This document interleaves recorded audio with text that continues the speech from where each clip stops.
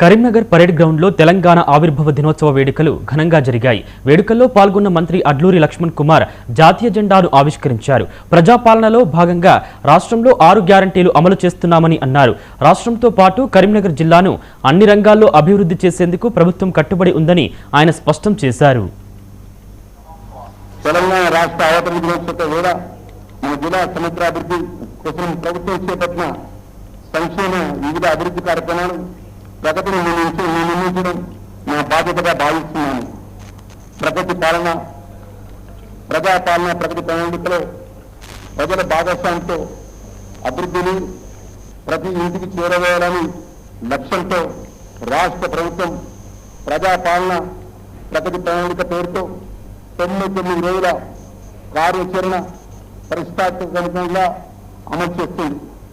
మార్చి 6 నుంచి జూన్ 12 వరకు గ్రామం నుంచి రాష్ట్ర స్థాయి వరకు పరిశుభ్రత, ఆరోగ్యము, విద్య, రైతు సంక్షేమము, మహిళా సాధికారిత, యువత, క్రీడలు, పర్యావరణ పరీక్ష వంటి కీలకమైన 10 అంశాలపై ప్రజాప్రతినిధులు, అధికారులు, స్వయం సహాయక సంఘాలు, పౌర సామాజిక సంస్థలు భాగస్వామ్యంతో కార్యక్రమాలు నిర్వహించుకుంటున్నాము.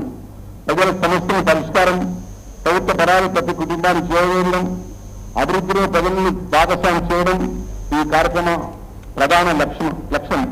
మన జిల్లాలో ఈ కార్యక్రమాన్ని విజయవంతంగా అమరవీరు